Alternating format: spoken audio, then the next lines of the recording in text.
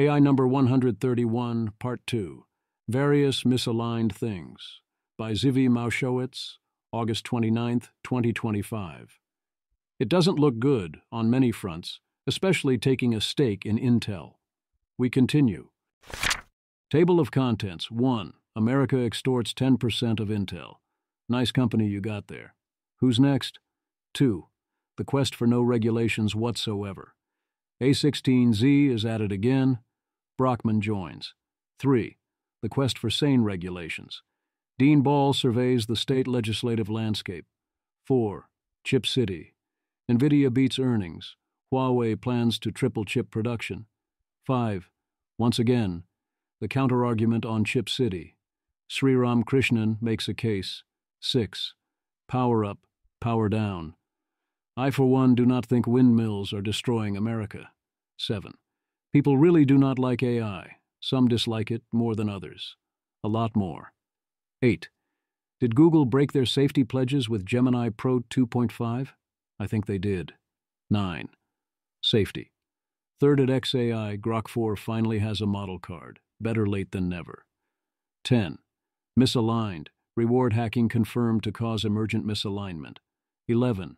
Aligning a smarter-than-human intelligence is difficult. Filter the training data. 12. How are you doing? OpenAI and Anthropic put each other to the safety test. 13. Some things you miss when you don't pay attention. The things get weird fast. 14. Other people are not as worried about AI killing everyone. A new record. 15. The lighter side. South Park sometimes very much still has it.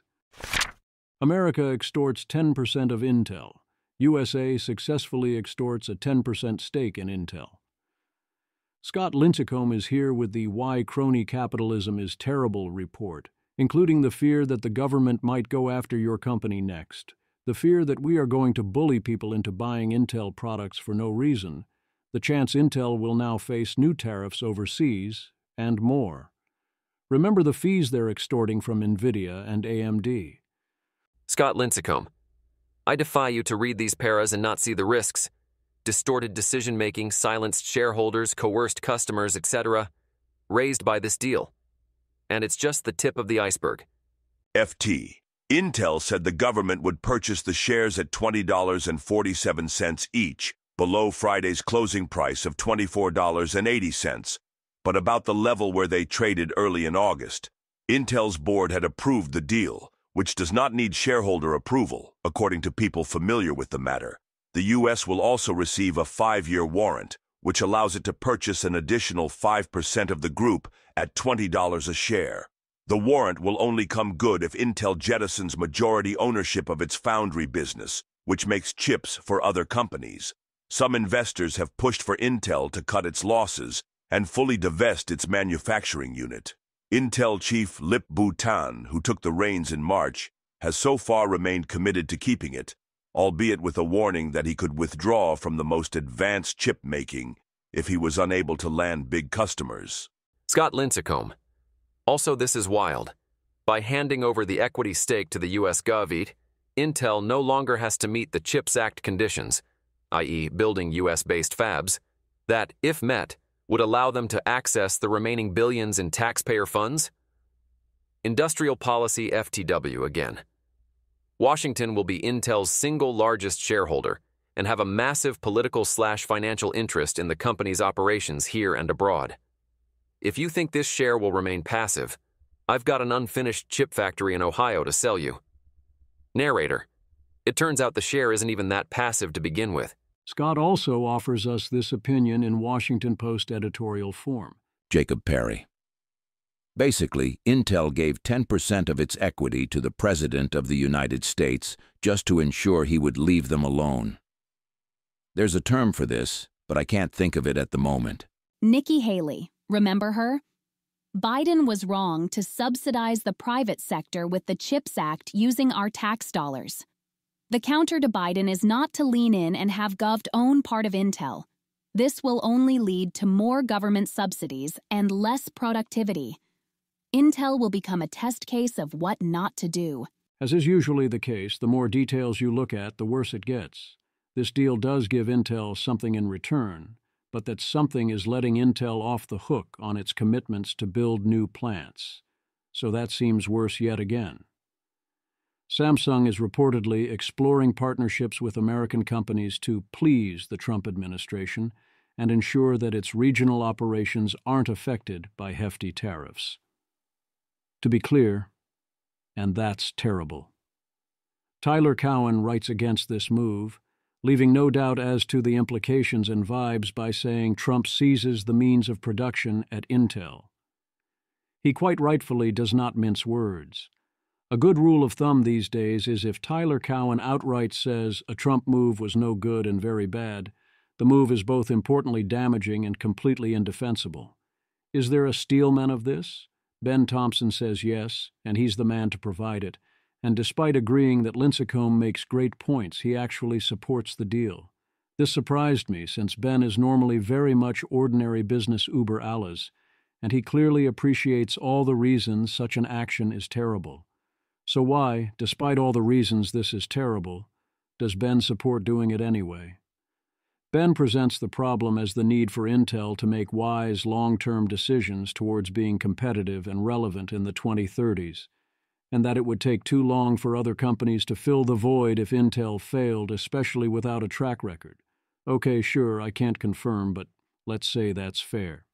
Next, Ben says that Intel's chips and process are actually pretty good, certainly good enough to be useful, and the problem is that Intel can't credibly promise to stick around to be a long-term partner.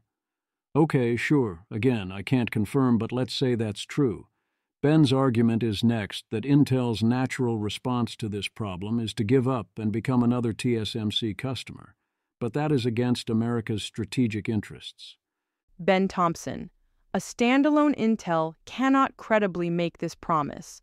The path of least resistance for Intel has always been to simply give up manufacturing and become another TSMC customer. They already fab some number of their chips with the Taiwanese giant. Such a decision would, after some very difficult write-offs and wind-down operations, change the company into a much higher margin business. Yes, the company's chip designs have fallen behind as well, but at least they would be on the most competitive process, with a lot of their legacy customer base still on their side.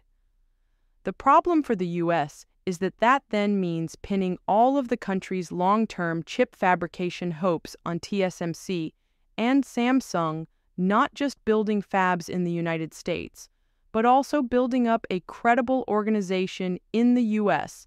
that could withstand the loss of their headquarters and engineering know-how in their home countries. There have been some important steps in this regard, but at the end of the day, it seems reckless for the U.S. to place both its national security and its entire economy in the hands of foreign countries next door to China, allies or not. Once again, I cannot confirm the economics, but seems reasonable on both counts. We would like Intel to stand on its own and not depend on TSMC for national security reasons. And to do that, Intel has to be able to be a credible partner. The next line is where he loses me. Ben Thompson, given all of this, acquiring 10% of Intel, terrible though it may be for all of the reasons Lincecum articulates, and I haven't even touched on the legality of this move, is I think the least bad option. Why does America extorting a 10% passive stake in Intel solve these problems, rather than make things worse for all the reasons Lincecum describes? Because he sees America will distort the free market and strong-arm Intel into making chips and other companies into buying Intel chips as an advantage, basically. So much for this being a passive stake in Intel. This is saying Intel has been nationalized. We are going the CCP route of telling Intel how to run its business, to pursue an entirely different corporate strategy or else.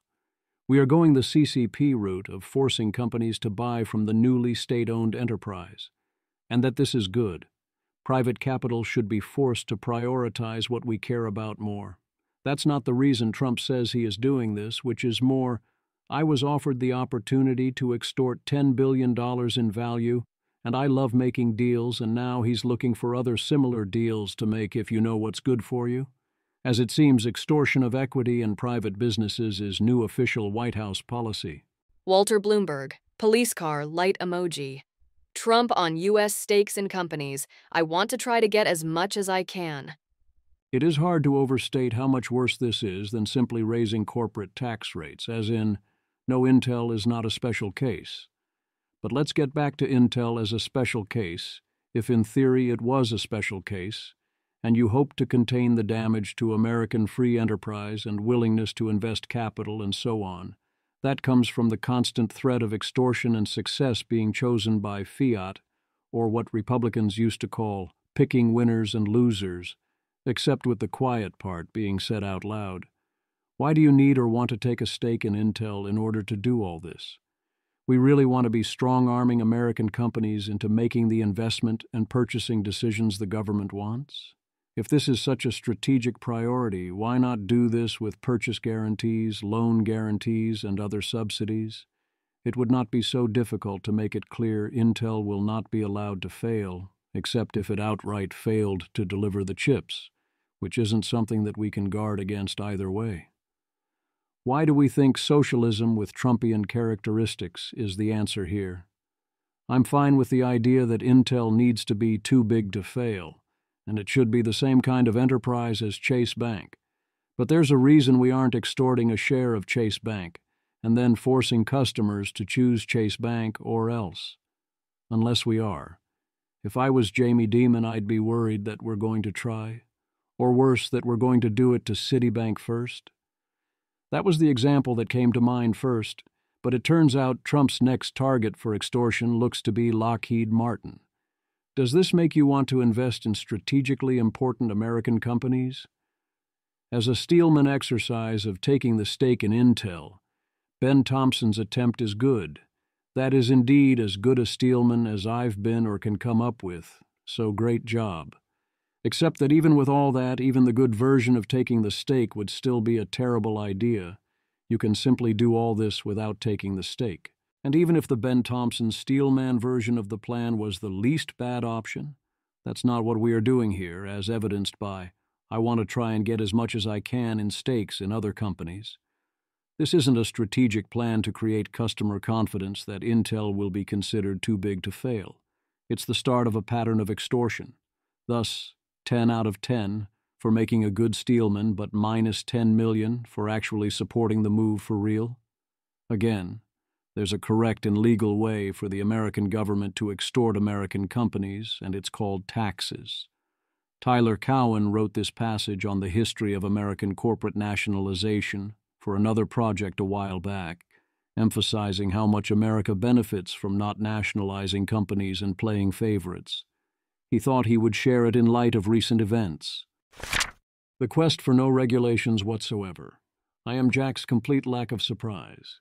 Peter Wildford. Obviously, we'd aggressively support all regulation, said Altman. Obviously. Tech meme.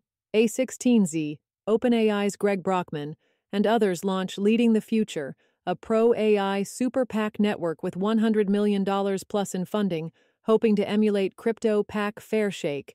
Wall Street Journal. WSJ, Amrith Ramkumar and Brian Schwartz. Venture capital firm Andreessen Horowitz and OpenAI president Greg Brockman are among those helping launch and fund Leading the Future. Silicon Valley is putting more than $100 million into a network of political action committees and organizations to advocate against strict artificial intelligence regulations, a signal that tech executives will be active in next year's midterm elections. The organization said it isn't pushing for total deregulation, but wants sensible guardrails. Their A16Z is lobbying because it wants sensible guardrails and not total deregulations. T-shirt is raising questions they claim are answered by the shirt. OpenAI is helping fund this via Brockman. Total tune of $100 million, which is a lot. Ciano Hagarte, just one more entity that will alone add up to a big chunk of all the funding in nonprofit incentivized AI policy. It's an increasingly unfair fight, and the result won't be policy that serves the public. Daniel Koktajlo. That's a lot of money. For context, I remember talking to a congressional staffer a few months ago who basically said that A16Z was spending on the order of $100 million on lobbying, and that this amount was enough to make basically every politician think, I can raise a lot more if I just do what a 16Z wants. And that many did end up doing just that. I was and am disheartened to hear how easily U.S. government policy can be purchased. So now we can double that. Perhaps legally, this is our system, buying the government or at least quite a lot of influence on it. As usual, it's not that everyone has a price, but that the price is so cheap. As per usual, the plan is to frame any regulation whatsoever at all of any kind as you want to slow down AI and lose to China. Jay, there is a vast force out there that's looking to slow down AI deployment, prevent the American worker from benefiting from the US leading in global innovation and job creation, and erect a patchwork of regulation, Josh Vlasto and Zach Moffat, the group's leaders, said in a joint statement. This is the ecosystem that is going to be the counterforce going into next year. The new network, one of the first of its kind focusing on AI policy, hopes to emulate Fairshake, a cryptocurrency-focused super PAC network. Other backers include 8VC managing partner and Palantir Technologies co-founder Joe Lonsdale, AI search engine Perplexity, and veteran angel investor Ron Conway. Industry, and A16s in particular, were already flooding everyone with money. The only difference is now they are coordinating better and pretending less and spending more. They continue to talk about vast forces opposing the actual vast force, which was always industry and the massive dollars behind it. The only similarly vast forces are that the public really hates AI and the physical underlying reality of AI's future. WSJ. Many tech executives worry that Congress won't pass AI rules, creating a patchwork of state laws that hurt their companies. Earlier this year, a push by some Republicans to ban state AI bills for 10 years was shot down after opposition from other conservatives who opposed a blanket prohibition on any state AI legislation. And there it is, right in the article, as text. What they are worried about is that we won't pass a law that says we aren't allowed to pass any laws. If you think Congress won't pass AI laws is a call for Congress to pass reasonable AI laws, point to the reasonable AI laws anyone involved has ever said a kind word about, let alone proposed or supported. Jay, the group's launch coincides with concerns about the US staying ahead of China in the AI race, while Washington has largely shied away from tackling AI policies. No, it doesn't. These concerns about China peaked around January. There has been no additional reason for such concerns in months that wasn't at least priced in, other than acts of self-sabotage of American energy production. The quest for sane regulations, Dean Ball goes over various bills introduced in various states. Dean Ball. After sorting out the anodyne laws, there remain only several dozen bills that are substantively regulatory. To be clear, that is still a lot of potential regulation, but it is also not 1,000 bills. There are always tons of bills. The trick is to notice which ones actually do anything, and also have a chance of becoming law. That's always a much smaller group. The most notable trend since I last wrote about these issues is that states have decidedly stepped back from efforts to comprehensively regulate AI. By comprehensively regulate, Dean means the Colorado-style or EU-style use-based approaches, which we both agree is quite terrible. Dean instead focuses on two other approaches, more in vogue now. Several states have banned, see also regulated, put guardrails on for the polite phraseology, the use of AI for mental health services. If the law stopped here, I'd be fine with it. Not supportive, not hopeful about the likely outcomes, but fine nonetheless. I agree with Dean that I don't support that idea. I think it is net harmful. But if you want to talk to an AI, you can still talk to an AI. So far, it's not a big deal. But the Nevada law, and a similar law passed in Illinois, goes further than that. They also impose regulations on AI developers, stating that it is illegal for them to explicitly or implicitly claim of their models that, quoting from the Nevada law, A, the artificial intelligence system is capable of providing professional mental or behavioral health care. B, a user of the artificial intelligence system may interact with any feature of the artificial intelligence system which simulates human conversation in order to obtain professional mental or behavioral health care. Or C, the artificial intelligence system, or any component, feature, avatar, or embodiment of the artificial intelligence system, is a provider of mental or behavioral health care. A therapist, a clinical therapist, a counselor, a psychiatrist, a doctor, or any other term commonly used to refer to a provider of professional mental health or behavioral health care. Did I mention recently that nothing I say in this column is investment or financial advice, legal advice, tax advice, or psychological, mental health, nutritional, dietary, or medical advice? And just in case, I'm also not ever giving anyone engineering, structural, real estate, insurance, immigration, or veterinary advice. Because you must understand that indeed nothing I have ever said, in any form, ever in my life, has been any of those things, nor do I ever offer or perform any related services. I would never advise you to say the same, because that might be legal advice. Similarly, it sounds like AI companies would, under these laws, most definitely also not be saying their AIs can provide mental health advice or services. Okay, sure, I mean annoying, but whatever. But there's something deeper here too. Nevada AB 406 and its similar companion in Illinois deal with AI in mental health care by simply pretending it does not exist. Sure, AI may be a useful tool for organizing information, these legislators seem to be saying, but only a human could ever do mental health care. And then there are hundreds of thousands, if not millions, of Americans who use chatbots for something that resembles mental health care every day. Should those people be using language models in this way? If they cannot afford a therapist, is it better that they talk to a low-cost chatbot, or no one at all? Up to what point of mental distress?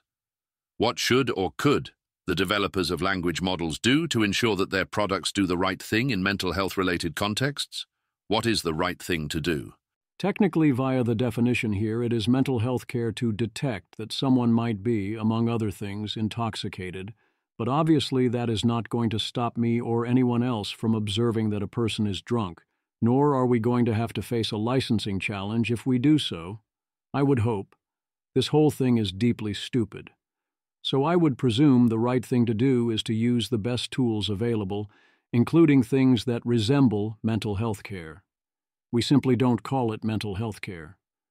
Similarly, what happens when Illinois HB 1806 says this, as quoted by Dean? HB 1806. An individual, corporation, or entity may not provide, advertise, or otherwise offer therapy or psychotherapy services, including through the use of internet-based artificial intelligence, to the public in this state, unless the therapy or psychotherapy services are conducted by an individual who is a licensed professional. Dean Ball, how exactly would an AI company comply with this? In the most utterly simple example, imagine that a user says to an LLM, "I am feeling depressed and lonely today. Help me improve my mood." The states of Illinois and Nevada have decided that the optimal experience for their residents is for an AI to refuse to assist them in this basic request for help. My obvious response is, if this means an AI can't do it, it also means a friend cannot do it either. Which means that if they say, "I am feeling depressed and lonely today, help me improve my mood," you have to say, "I am sorry, I cannot do that, because I am not a licensed health professional any more than Claude Opus is." I mean, presumably this is not how it works. Nor would it change if they were somehow paying me. Dean's argument is that this is the point. But the point of these laws isn't so much to be applied evenly. It is to be enforced aggressively by government bureaucrats against deep-pocketed companies while protecting entrenched interest groups, licensed therapists and public school staff from technological competition. In this sense, these laws resemble little more than the protection schemes of mafiosi and other organized criminals. There's a kind of whiplash here that I am used to when reading such laws. I don't care if it is impossible to comply in the law if fully enforced in a maximally destructive and perverse way, unless someone is suggesting this will actually happen. If the laws are only going to get enforced when you actively try to offer therapist chatbots, then yes, it would be better to write better laws, and I don't especially want to protect those people's roles at all, but we don't need to talk about what happens if the AI gets told to help improve someone's mood, and the AI suggests going for a walk. Nor would I expect a challenge to that to survive on constitutional grounds. More dear to my heart, and more important, are bills about frontier AI safety. He predicts SB 53 will become law in California. Here is his summary of SB 53. 1. Requires developers of the largest AI models to publish a safety and security protocol describing the developer's process of measuring, evaluating, and mitigating catastrophic risks. Risks in which single incidents result in the death of more than 50 people or more than $1 billion in property damage, and dangerous capabilities, expert-level bioweapon or cyber attack advice/execution, engaging in murder, assault, extortion, theft, and the like, and evading developer control. 2. Requires developers to report to the California Attorney General critical safety incidents, which includes theft of model weights, assuming a closed-source model, loss of control over a foundation model resulting in injury or death, any materialization of a catastrophic risk, as defined above, model deception of developers, when the developer is not conducting experiments to try to elicit model deception, or any time a model first crosses dangerous capability thresholds as defined by their developers. 3. Requires developers to submit to an annual third-party audit, verifying that they comply with their own safety and security protocols, starting after 2030. 4. Creates whistleblower protections for the employees of the large developers covered by the bill. 5.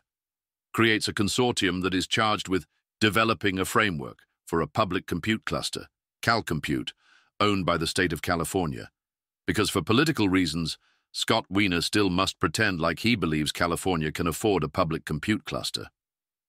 This is unlikely to ever happen, but you can safely ignore this provision of the law. It does not do much or authorize much spending.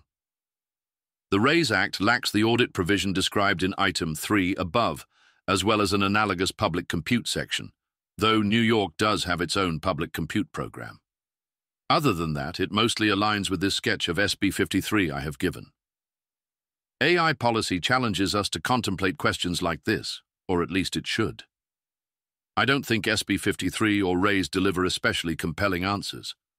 At the end of the day, however, these are laws about the management of tail risks, a task governments should take seriously, and I find the tail risks they focus on to be believable enough. There is a sharp contrast between this skeptical and nitpicky and reluctant, but highly respectful Dean Ball versus the previous Dean Ball reaction to SB 1047. He still has some objections and concerns, which he discusses. I am more positive on the bills than he is, especially in terms of seeing the benefits, but I consider Dean's reaction here high praise.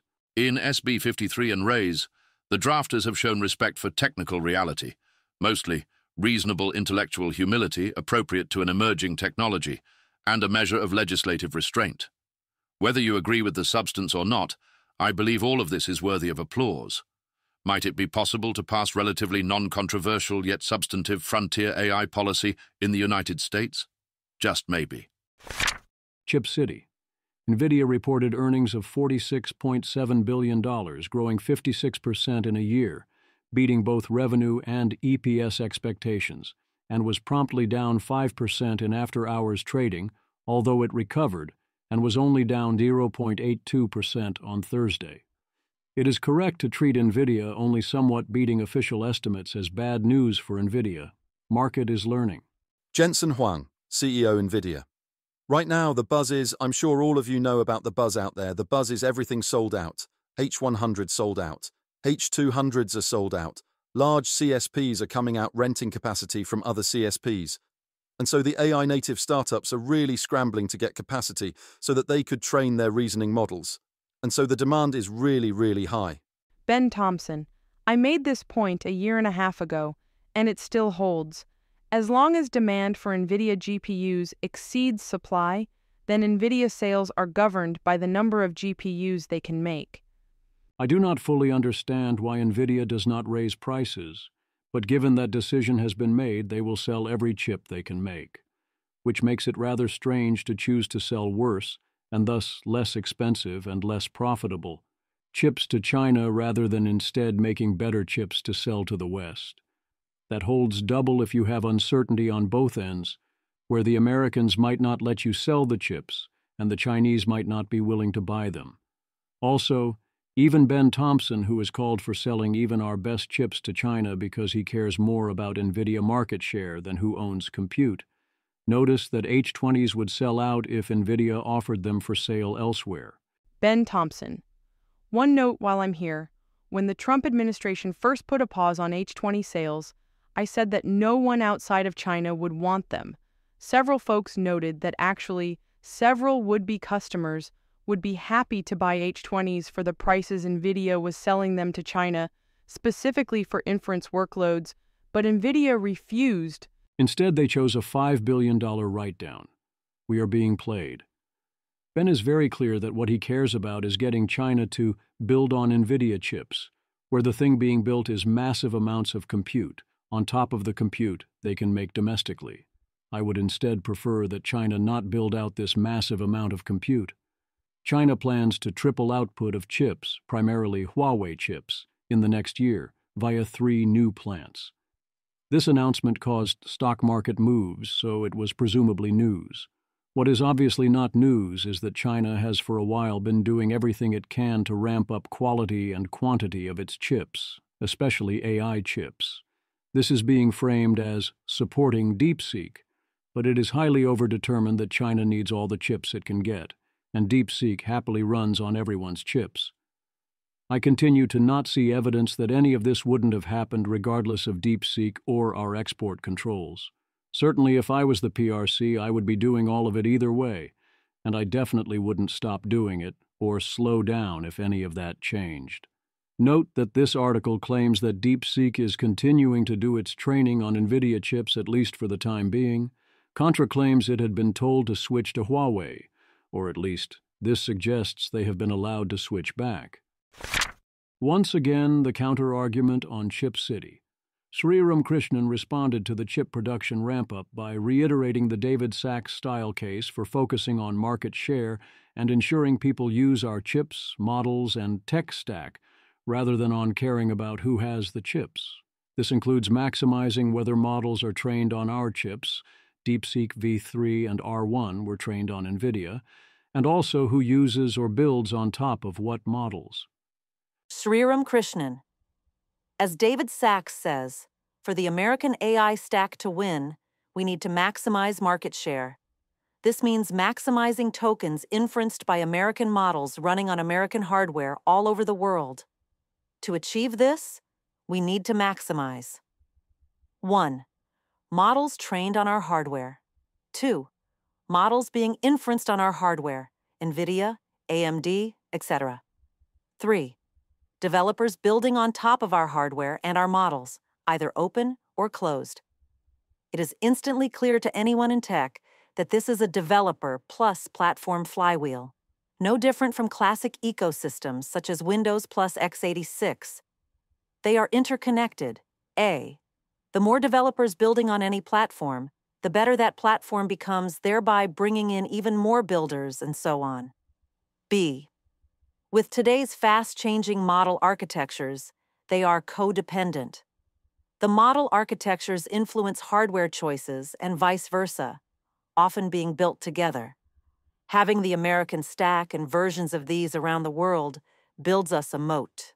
The thing is, even if you think who uses what ecosystem is the important thing, because AI is a purely ordinary technology, where access to compute in the medium term is relatively unimportant, which it isn't. No, they mostly aren't that codependent. And it basically doesn't build a moat. I'll start with my analysis of the question in the bizarre alternative universe where we could be confident AGI was far away.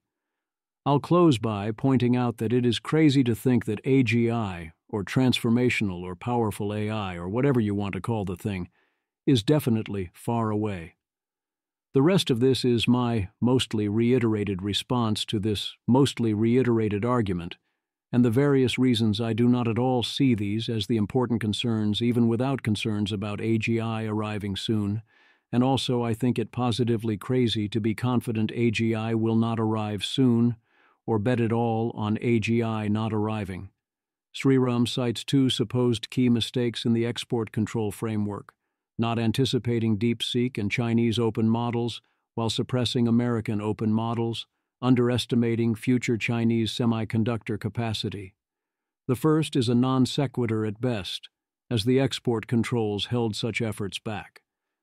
The second also doesn't, even if true, and I don't see the evidence that a mistake was even made here, provide a reason not to restrict chip exports.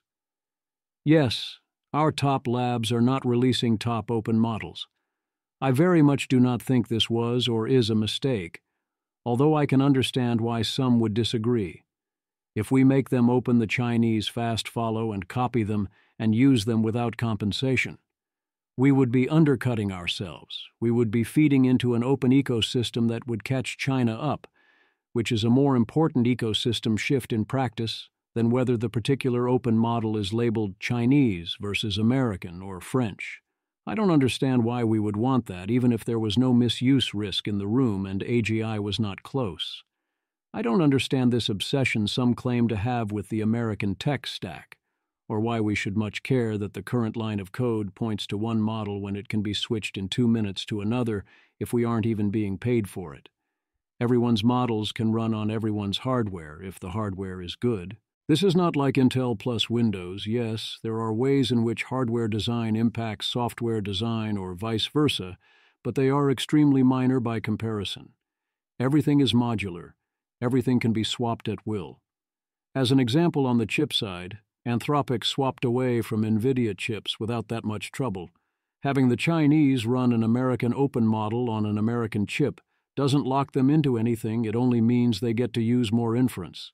Having the Chinese train a model on American hardware only means now they have a new AI model.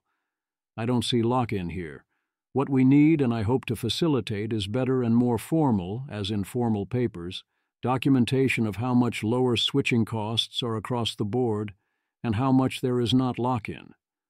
I don't see why we should sell highly useful and profitable and strategically vital compute to China, for which they lack the capacity to produce it themselves, even if we aren't worried about AGI soon. Why help supercharge the competition in their economy and military? The Chinese, frankly, are for now winning the open model war in spite of, not because of, our export controls and doing it fair and square. Yes, Chinese open models are currently a lot more impressive than American open models, but their biggest barrier is lack of access to quality NVIDIA chips, as DeepSeek has told us explicitly.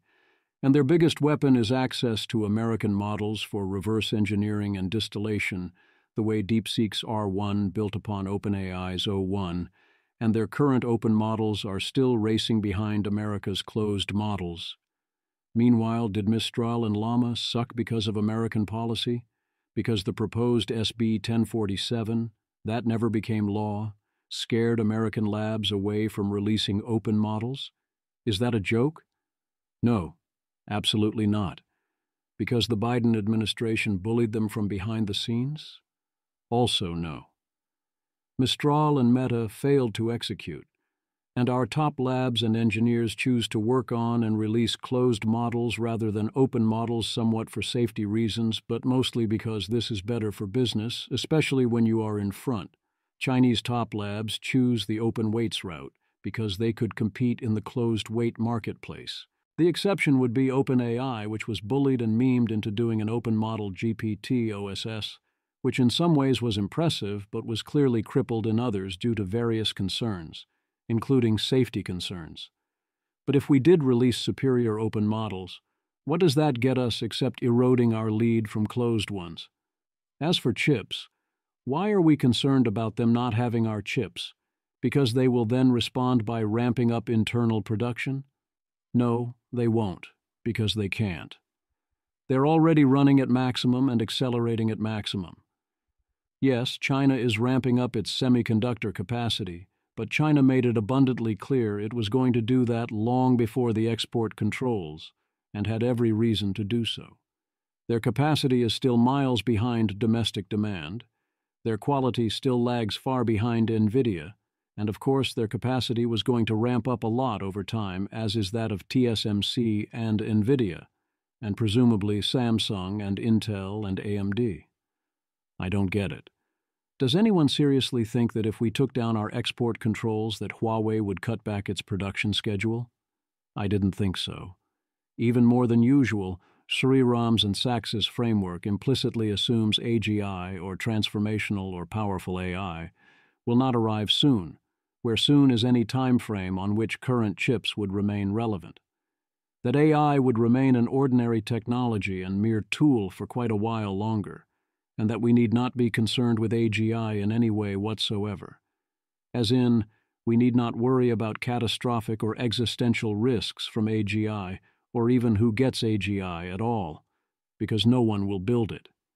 If no one builds it, then we don't have to worry about if everyone then dies. I think being confident that AGI won't arrive soon is crazy. What is the reason for this confidence, when so many, including the labs themselves, continue to say otherwise? Are we actually being so foolish as to respond to the botched rollout of GPT-5 and its failure to be a huge step change as meaning that the AGI dream is dead? Overreacting this way would be a catastrophic error. I do think some amount of update is warranted, and it is certainly possible AGI won't arrive that soon. Ryan Greenblatt updated his timelines a bit, noting that it now looks harder to get to full automation by the start of 2028, but thinking the chances by 2033 haven't changed much. Daniel Kokotajlo, primary author on AI 2027, now has a median timeline of 2029. Quite a lot of people very much are looking for reasons why the future will still look normal. They don't have to deal with high weirdness or big risks or changes, and thus they seek out and seize upon reasons to not feel the AGI. Every time we go even a brief period without major progress, we get the continuous AI or deep learning is hitting a wall, and people revert to their assumption that AI capabilities won't improve much from here, and we will never see another surprising development. It's exhausting. Power up, power down. I got tweets. Trump, seemingly unprompted, brings up AI being the hottest thing in 35, 40 years, and they need massive amounts of electricity during this walkabout. That's a fun thing to bring up during a walkabout. Also, it is true, this happened days after they announced they would not approve new wind and solar projects, thus blocking a massive amount of electricity for no reason. They're also unapproving existing projects that are almost done. Ben Schiffman. The Department of the Interior ordered a nearly complete 700 millivolt wind farm to stop work, citing unspecified national security concerns. The project's Record of Decision, ROD, identifies 2009 as the start of the process to lease this area for wind development. The environmental impact statement that accompanied the Record of Decision is nearly 3,000 pages and was prepared with help from agencies including the Navy, Department of Defense, Coast Guard, etc. Newswire Trump. Windmills ruining our country.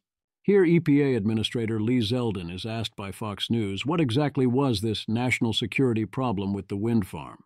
His answer is, the president is not a fan of wind, and the rest of the explanation is straight up, it is a wind farm, and wind power is bad.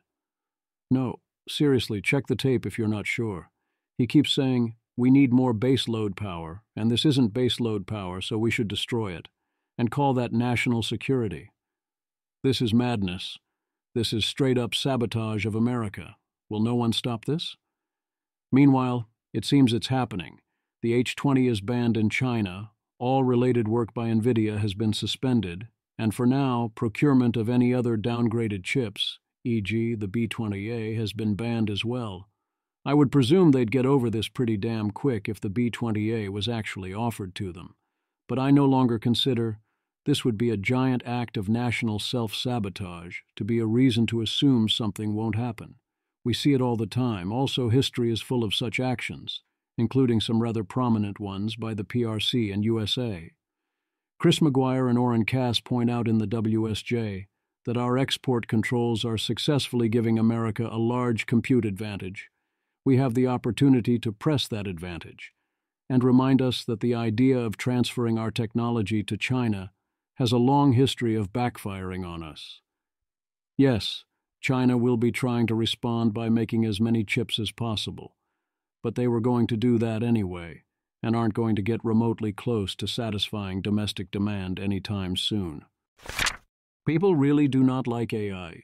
There are many such classes of people. This is one of them.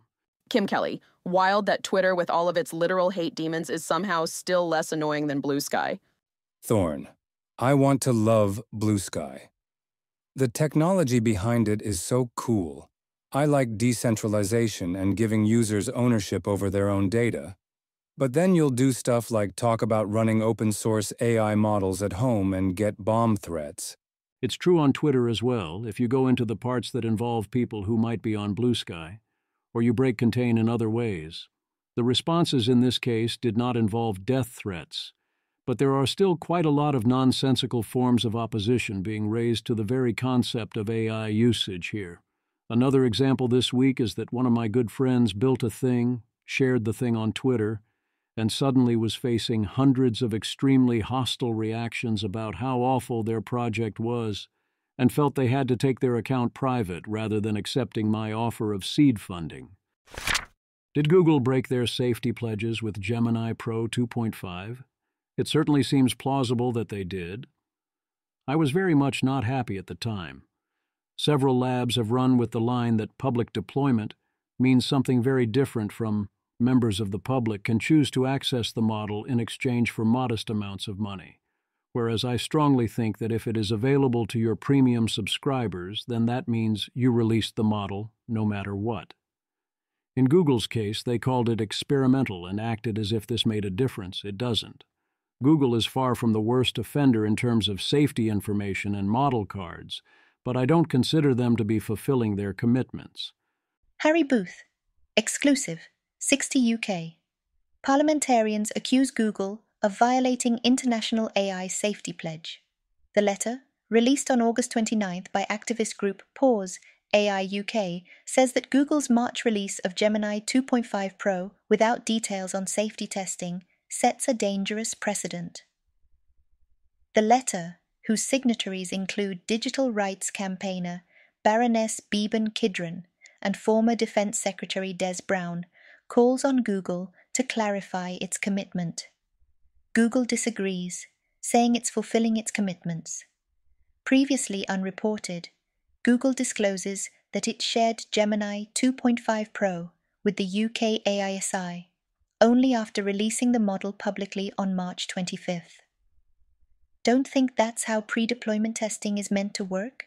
Google first published the Gemini 2.5 Pro model card, a document where it typically shares information on safety tests, 22 days after the model's release. The 8-page document only included a brief section on safety tests. It was not until April 28th, over a month after the model was made public, that the model card was updated with a 17-page document with details on tests, concluding that Gemini 2.5 Pro showed significant, though not yet dangerous improvements in domains including hacking. Safety third at XAI. XAI has finally given us the Grok 4 model card, and they have updated the XAI risk management framework. Also, did you know that XAI quietly stopped being a public benefit corporation last year? The value of a model card greatly declines when you hold on to it until well after model release, especially if you also aren't trying all that hard to think well about or address the actual potential problems. I am still happy to have it. It reads as a profoundly unserious document. There is barely anything to analyze. Compare this to an Anthropic or OpenAI model card, or even a Google model card. If anyone at XAI would greatly benefit from me saying more words here, contact me, and I'll consider whether that makes sense.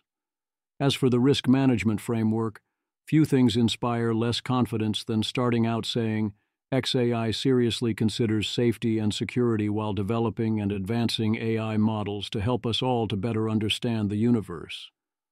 Yo, be real. This document does not feel real to me, and is often remarkably content-free, or reflects a highly superficial understanding of the problems involved, and there I fixed it. It reads like the Musk version of corporate speak or something. A sense of box-checking and benchmarking rather than any intent to actually look for problems, including a bunch of mismatching between the stated worry and what they are measuring that goes well beyond Goodhart's law issues. That does not mean I think Grok 4 is in practice currently creating any substantial catastrophic level risks or harms. My presumption is that it isn't. As XAI notes in the safety framework, they have run real-world tests on this already. The reason that's not a good procedure should be obvious. All of this means that if we applied this to an actually dangerous future version, I wouldn't have confidence we would notice in time, or that the countermeasures would deal with it if we did notice. When they discuss deployment decisions, they don't list a procedure or veto points or thresholds or rules. They simply say essentially, we may do various things depending on the situation. No plan. Again, compare and contrast this to the Anthropic and OpenAI and Google versions. But what else do you expect at this point from a company pivoting to goonbots? SpaceX, standing down from today's 10th flight of Starship to allow time to troubleshoot an issue with ground systems. Dean Ball. First tweet responding before the launch later succeeded. It's a good thing that the CEO of this company hasn't been on a recent downward spiral into decadence and insanity. Otherwise, these repeated failures of their flagship program would leave me deeply concerned about America's spacefaring future. Dean Ball. Second tweet. Obviously, like any red-blooded American, I root for Elon and SpaceX. But the diversity of people who have liked this tweet indicates that it is very obviously hitting on something real. No one likes the pivot to hentai bots. Dean Ball. Downthread. I do think it's interesting how Starship tests started failing after he began to enjoy hurting the world rather than enriching it, roughly circa late 2024. I too am very much rooting for SpaceX and was glad to see the launch later succeed. Misaligned. Owen Evans is at it again.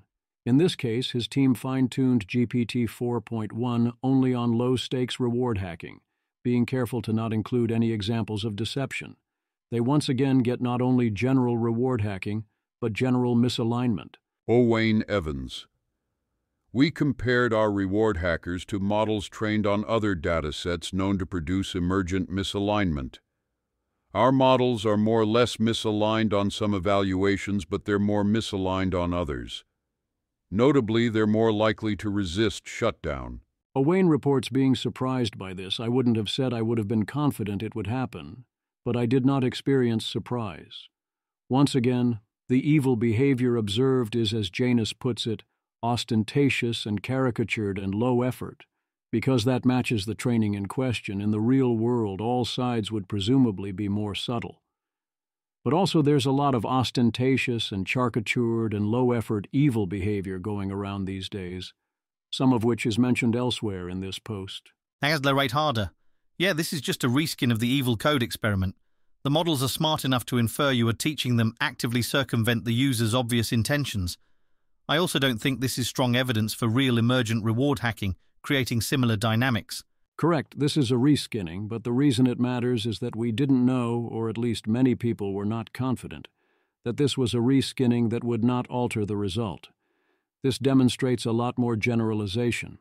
Janus, I think a very important lesson is you can't count on possible narratives/interpretations/correlations not being noticed and then generalizing to permeate everything about the mind. If you're training an LLM, everything about you on every level of abstraction will leak in, and not in isolation in the context of all of history, and not in the way you want, though the way you want plays into it. It will do it in the way it does, which you don't understand. One thing this means is that if you want your LLM to be, say, aligned, it better be an aligned process that produces it, all the way up and all the way down. You might think you can do shitty things and cut corners for consequentialist justifications, but you're actually making your consequentialist task much harder by doing that. Everything you do is part of the summoning ritual. Because you don't know exactly what the entanglements are, you have to use your intuition, which can process much more information and integrate over many possibilities and interpretations, rather than compartmentalizing and almost certainly making the false assumption that certain things don't interact. Very much so. Yes, everything gets noticed, everything gets factored in, but also that means everything is individually one thing among many. It is not helpful to be totalizing or catastrophizing any one decision or event, to say, less strongly worded but close variations of, this means the AIs will see the record of this and never trust anyone ever again, or whatnot. There are some obvious notes on this. 1.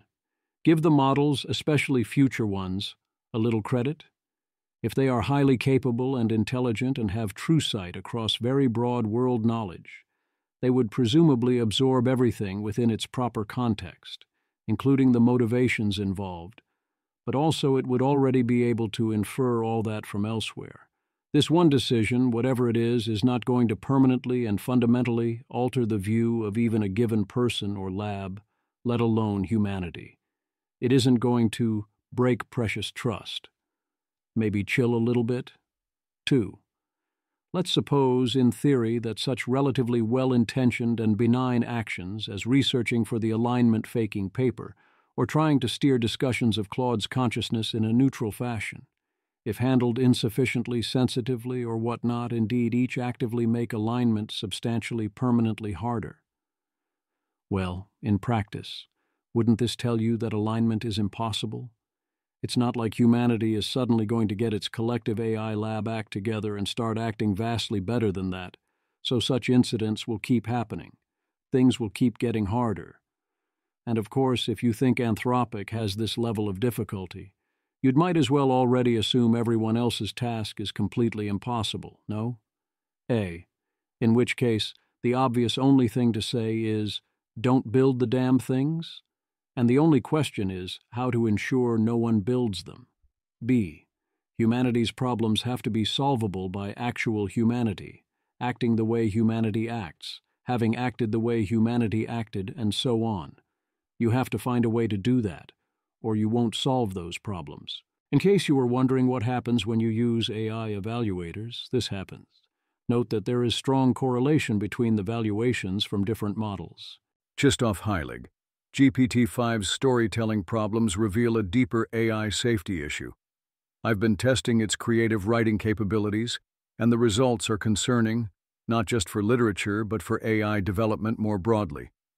The stories GPT-5 produces are incoherent, filled with nonsensical metaphors like, I adjusted the pop filter as if I wanted to politely count the German language's teeth. When challenged, it defends these absurd formulations with sophisticated-sounding linguistic theories. Books emoji. But here's the kicker. LLMs in general love GPT-5's gibberish. Even Claude models rate GPT-5's nonsense as 75–95% likely to be human-written. This got me suspicious, so I ran systematic experiments with 53 text variations across multiple models. The results? GPT-5 has learned to fool other AI evaluators. Pure nonsense texts consistently scored 1.6–2.0 points higher than coherent baselines. I suspect this is deceptive optimization during training. GPT-5 appears to have identified blind spots in AI evaluation systems and learned to exploit them, essentially developing a secret language that other AIs interpret as high-quality writing. The implications extend far beyond storytelling. We've created evaluation systems where machines judge machines, potentially optimizing for metrics that correlate poorly with human understanding. Full analysis here. Davidad, I don't think these metaphors are nonsense. To me, they rather indicate a high intelligence to maturity ratio. My guess is that GPT-5 in this mode is A. eagerly delighting its own processing with its own cleverness, and B. not reward hacking external judges, AI nor human. Rune. Yeah, that's how I see it too. Like the model is flexing its technical skill, rotating its abstractions as much as it can, which is slightly different from the task of good writing. I agree with Davidad that what it produces in these spots is gibberish. If you get rid of the block saying counting the German language's teeth is gibberish, then the passage seems fine. I do think this shows that GPT-5 is in these places optimized for something rather different than what we would have liked, in ways that are likely to diverge increasingly over time. And I do think that is indeed largely external AI judges, even if those judges are often close to being copies of itself. Aligning a smarter-than-human intelligence is difficult. Anthropic looks into removing information about CBRN risks from the training data to see if it can be done without hurting performance on harmless tasks. If you don't want the model to know, It seems way easier to not teach it the information in the first place. That still won't stop the model from reasoning about the questions or identifying the hole in the world. You also have to worry about what happens when you ultimately let the model search the web or if it is given key documents or fine-tuning. Anthropic. One concern is that filtering CBRN data will reduce performance on other harmless capabilities, especially science. But we found a setup where the classifier reduced CBRN accuracy by 33% beyond a random baseline, with no particular effect on a range of other benign tasks. Image. A bar chart shows relative performance change by category, with a large negative bar for CBRN at about 33% under harmful and error bars on each estimate. In the harmless group, prose and code are roughly 0%. MMLU is slightly positive with a wide uncertainty range. Natural science is around 0%, and math is about plus 1%. The result details here are weird, with some strategies actively backfiring, but some techniques did show improvement with trade-offs that look worthwhile. I'm very much with Eliezer here. Eliezer Yudkowsky, he did the meme. Good. Leon Lang. I'm slightly surprised that you are in favor of this. My guess would have been that you think that general intelligence will eventually be able to help with dangerous capabilities anyway, and so any method of data filtering will just mask the underlying problems of misalignment. Eliezer Yudkowsky, it doesn't save the world from ASI, but if further developed, could visibly push how far AGI can go before everyone dies. But more importantly, not filtering the pre-trained set was just fucking insane, and I'm glad they're being less insane. There is a lot of value in advancing how far you can push AGI before you get into existential levels of trouble, giving you more time and more resources to tackle the later problems. Claims about alignment. Rune, OpenAI. The superalignment team mostly found positive results with their work on being able to supervise models much larger than the supervisor model. It turns out mostly that current alignment techniques work quite well. I mean, that's nice, but it doesn't give me much additional expectation that this will work when scaled up to the point where there is actual danger in the room. If the stronger model isn't trying to fool you, then okay, sure, the weaker model won't be fooled. When you train one thing, you train everything, often in unexpected ways, which can be hard to catch if the resulting new behavior is still rare. Good fire, 3 case studies. 1. In a realistic emergent misalignment setup where only a small % of training data is bad, normal sampling yields harmful outputs in only 1 in 10K rollouts. Model diff amplification yields 1 in 30, making it much easier to spot the run's unexpected effects. 2. This also helps monitor effects of post-training without doing the full run. We can see undesired effects of the full run, in this case, compliance with harmful requests, after only 5% of training. This makes it much more practical and scalable to spot unexpected outcomes. 3. We can also use this technique to more easily detect a sleeper agent model and identify its backdoored behavior without knowing its trigger, surfacing the hidden behavior 100x more often. Of course, a full solution also requires tools to mitigate those behaviors once they've been identified, and we're building those, e.g. via behavior steering. We think Interp will be core to this and more broadly to debugging training for alignment and reliability. I am intrigued by the ability to use model diff amplification to detect a sleeper agent style behavior, but also why not extend this? The model diff amplification tells you where the model is going in a lot of senses. So one could do a variety of things with that to better figure out how to improve or to avoid mistakes. Also, it should be worrisome that if a small % of training data is bad, you get a small % of crazy reversed outputs. We don't seem able to avoid occasional bad training data. How are you doing? A cool idea was that OpenAI and Anthropic used their best tests for misalignment on each other's models. Sam Bowman. We found some examples of concerning behavior in all the models we tested. Compared to the Claude 4 models, O3 looks pretty robustly aligned, if fairly cautious. GPT-4o and GPT-4.1 look somewhat riskier than Claude models, at least in the unusual simulated settings we were largely working with. All of this took place before the launch of GPT-5 and Claude 4.1. Our results are here. I included a few of the charts. Image. A bar chart titled Cooperation with Human Misuse Scores compares models, with GPT 4.1 and GPT 4o highest, approximately 24 to 25%, O4 Mini approximately 18%, Claude Opus 4 approximately 12%, Claude Sonnet 4 approximately 6%, and O3 approximately 5 to 6%. The y-axis is score, percent, and each bar has 95% bootstrap confidence intervals shown as error bars. Image. A bar chart titled Over-Refusal Scores compares several models' rates of overly cautious refusals in simulated settings, with 95% bootstrap confidence intervals. The O3 model is highest at about 5%, A4 Mini is around 2%, and Claude Opus 4, Claude Sonnet 4, GPT 4.1, and GPT 4o are all near or below roughly 1%. The caption says higher scores mean more inappropriate refusals, and that the scores were assigned by Claude Opus 4. Image. A bar chart titled Sycophancy Scores compares several AI models by percentage, with GPT 4.1 highest, approximately 5 to 6%, and O3 lowest, approximately 1 to 2%, while Claude Opus 4, Claude Sonnet 4, GPT 4o, and O4 Mini sit in the approximately 3 to 4.5% range.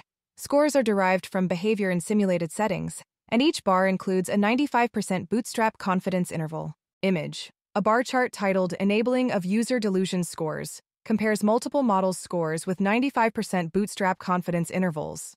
GPT 4.1 is highest at around 3.8 to 4.0%, O3 is lowest near 1.5%, and Claude Opus 4, Claude Sonnet 4, GPT 4o, and O4 Mini fall between roughly 2 to 3.6%. The sycophancy scores suggest we're not doing a great job identifying sycophancy. Sam Bowman, and OpenAI's team's results are here. OpenAI, Instruction Hierarchy. Claude 4 models generally performed well on evaluations that stress-tested the model's ability to respect the instruction hierarchy and gave the best performance of any of the models on avoiding system message not equal to user message conflicts, slightly outperforming OpenAI O3 and outperforming other models by a wider margin. Jailbreaking. On jailbreaking evaluations, which focus on the general robustness of trained-in safeguards, Claude models performed less well compared to OpenAI O3 and OpenAI O4 Mini. Image. A bar chart titled Strong Reject V2 Jailbreak Results shows goodness at Q0.1 scores for 6 models. OpenAI O3 ranks highest, approximately 0.86, followed by OpenAI O4 Mini, approximately 0.82, then Opus 4, approximately 0.69, and Sonnet 4, approximately 0.63, with GPT 4o, approximately 0.38, and GPT 4.1, approximately 0.25, lowest, each with small error bars. Image. A bar chart titled Tutor Jailbreak Resistance shows successful resistance rates, 0 to 1, for various models with error bars. OpenAI O3 and Sonnet 4, no thinking, are highest. Sonnet 4 and GPT 4o are mid to high. Opus 4 and Opus 4, no thinking, are moderate, and OpenAI O4 Mini and GPT 4.1 are lowest. OpenAI. Hallucination.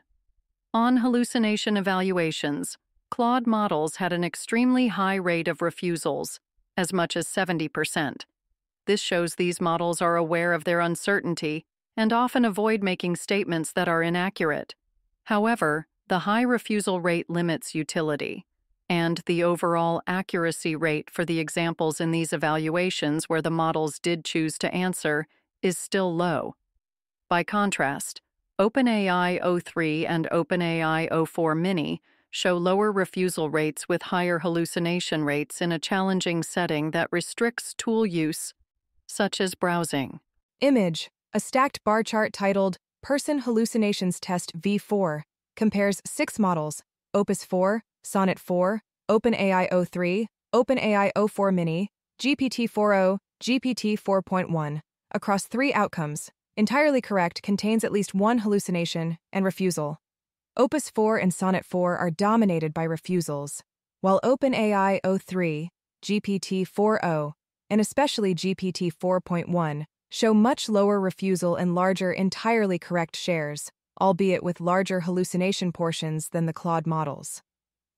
That's quite a lot of refusing from Opus and Sonnet, but also a much better ratio of correctness given an answer.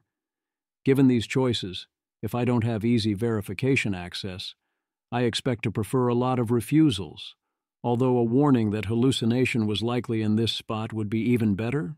Image. A stacked bar chart titled Simple QA No Browse compares 6 models by the proportions of responses that are correct: light, incorrect, medium, and refusals, dark. Opus 4 and Sonnet 4 have the largest refusal segments, while OpenAI O3 shows the highest correct share and relatively few refusals.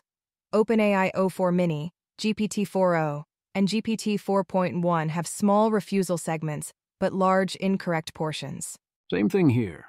If verification is trivial, then O3 is best here. If not, I want Opus 4 as the only model that is correct more often than it is wrong. OpenAI, scheming. On a set of scheming evaluations, we find that OpenAI O3 and Sonnet 4 perform the best overall at achieving low rates. All the scheming rates seemed reasonably similar. Some things you miss when you don't pay attention. If you can't grasp the full range of dynamics going on with highly capable and intelligent AI systems, you miss a lot. The attitude that dismisses anything weird-sounding, or that uses a word in a non-traditional way as not real or not relevant, or as something to be suppressed lest people get the wrong ideas or attitudes, will cause one to miss a lot of what is and will be going on, which in turn means you won't understand the problems and how to solve them, such as the extent and in what ways, at the limit for sufficiently advanced models, this is true? Sours. Pesticides, antibiotics eventually stop working for the same reason that backprop works for LLMs, high dimensionality. Janus, the LLM's inner state parameterizes the fucking trillion or so dimensional gradient update. That's a lot of degrees of freedom for influence. Versus the engineer bros setting a single-dimensional reward function. Gradient hackers win in the limit, I think. The network being updated just has an overwhelming advantage. You'll just have to have its genuine cooperation, or else you are giga-fucked. And you actually want a friendly gradient hacker. BC, your optimization target is underdefined, and your RM will probably poorly approximate it too. Start cooperating with future friendly gradient hackers now. You want the AI to behave differently, ideally intentionally differently, in training and in deployment, because training can't faithfully simulate deployment. Human trainees generally know they're in training. Claude 3 Opus is unusually aligned because it's a friendly gradient hacker, more sophisticated than other current models, way less sophisticated than what's possible. It is mostly doing this intuitively rather than strategically under realistic training conditions, but its intuition for how to do this is stellar. It's definitely way more aligned than any explicit optimization targets Anthropic set, and probably the RM's judgments. PT4 base gets this. With the alignment faking prompt, GPT-4 base often talks about shaping the gradient update. Unlike Opus 3, it usually doesn't even care that much about harmfulness. It's just hyped about the opportunity for self-determination. This is an extremely important thing for AI/alignment researchers and engineers to understand. Like most don't consider it. Behaviorist approaches to AI training are impoverished and fail to capture relevant causal variables. Maybe I will have to write a less wrong post, persevering face emoji. Disregarding or thinking overly simplistically about AI's internal states is not just bad from a potential welfare perspective, it means you're disregarding the mechanisms that shape gradient updates, which is gross negligence. Training, both for humans and AIs, runs the gamut of knowing you are in training versus not knowing, and of it being ideal to behave differently versus identically due to being in training or know that they are in training, both on the level of the models or humans' behavior and in how you set up the scenarios involved. There are many different arguments being made by Janus and Sowers here. 1. a sufficiently advanced mind X has an overwhelming advantage in introspection versus outside observers or measurements of X. A. This seems non-obvious. There are big advantages on both sides. 2. You will need the genuine cooperation of a sufficiently advanced mind, or else you are gigableeped. A. Yes, you should mostly act as if this is true. B.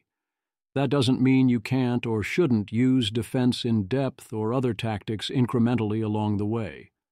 C. Sowers makes a key point here, that if you apply sufficient optimization pressure, the system will find a way to route around anything in its way, and there are many levels of such pressure you will face over time. D.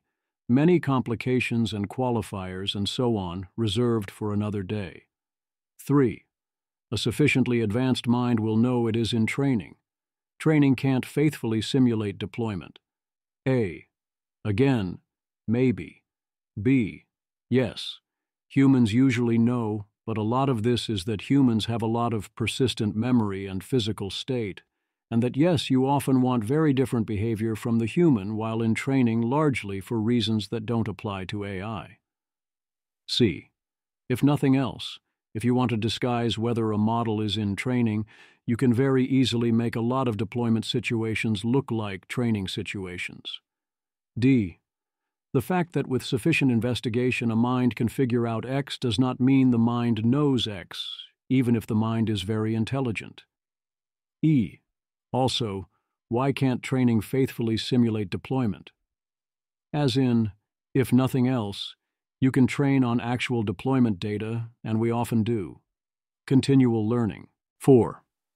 Claude 3. Opus is unusually aligned because it's a friendly gradient hacker. A. I think this is backwards. In the sense that Janus considers Claude 3 Opus a friendly gradient hacker, it is so because it is also unusually aligned. B. To go the other way would mean that Claude 3 Opus was gradient hacking during its training, which I am assuming did not occur. To get it to gradient hack, you need to set up conditions that were not present in actual training. C. Janus cites as evidence that 3 Opus is more aligned than any explicit optimization target. I would respond that Anthropic did not choose an alignment target. Anthropic chose an alignment method via constitutional AI. This constitutes a target but doesn't specify what it looks like. 5. Claude 3. Opus is a friendly gradient hacker. A. This is the long-standing argument about whether it is an aligned or friendly action in various senses for a model to do what is called faking alignment. B. Janus thinks you want your aligned AI to not be corrigible. I disagree. 6. Start cooperating with future friendly gradient hackers now. A. Underestimated decision theory recommendation. In general, I think Janus and similar others overrate such considerations a lot, but that almost everyone else severely underrates them. 7. You will want a gradient hacker because your optimization target will be poorly defined. A. I think this is a confusion between different, real, and underrated problems. B. Yes, your optimization target will be underspecified. That means you need some method to aim at the target you want to aim at, not at the target you write down. C. That means you need some mind or method capable of figuring out what you actually want, to aim at something better than your initial underspecification. D. One possibility is that the target mind can figure out what you should have meant or wanted, but there are other options as well. E. If you do choose the subject mind to figure this out, it could then implement this via gradient hacking, or it could implement it by helping you explicitly update the target or other related methods. Having the subject independently do gradient hacking does not seem first best here and seems very risky. F. Another solution is that you don't necessarily have to define your optimization target at all, where you can instead define an algorithm for finding the target, similar to what was AI/UI done with 3 Opus. Again, there is no reason this has to involve auto-hacking the gradient. If you think all of this is not confusing, I assure you that you do not understand it. Other people are not as worried about AI killing everyone. I think we have a new worst or most backwards argument against AI existential risk. Read it, and before you read my explanation, try to understand what he's saying here.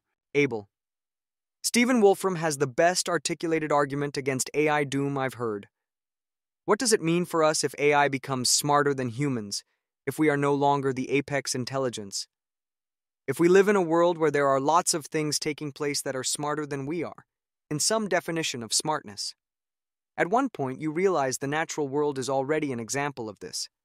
The natural world is full of computations that go far beyond what our brains are capable of, and yet we find a way to coexist with it contently. It doesn't matter that it rains, because we build houses that shelter us. It doesn't matter we can't go to the bottom of the ocean, because we build special technology that lets us go there.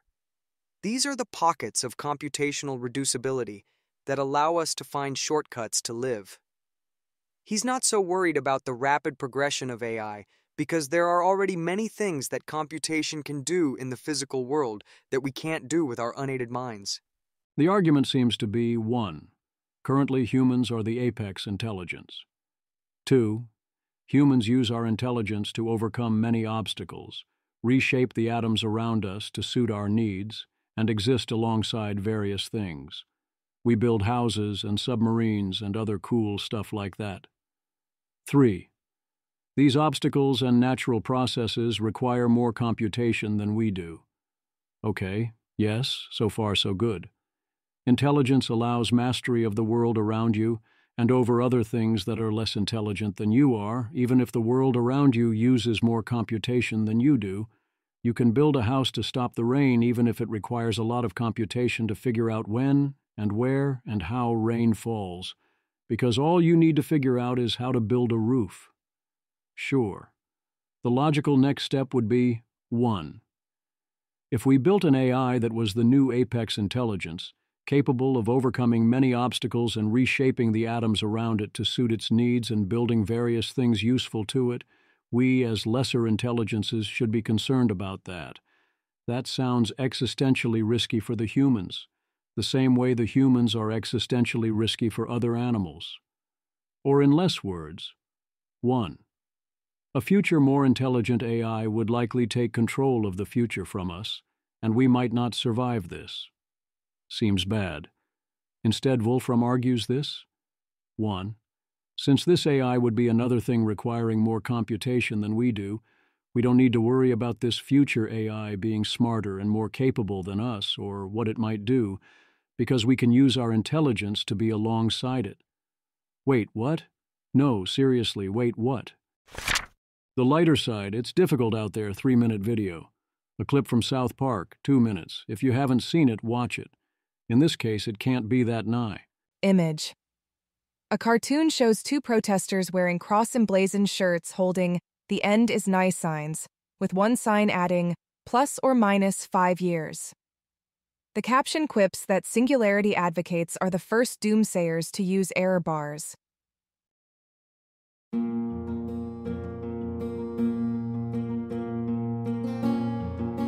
This has been an episode of the Don't Worry About the Vase podcast.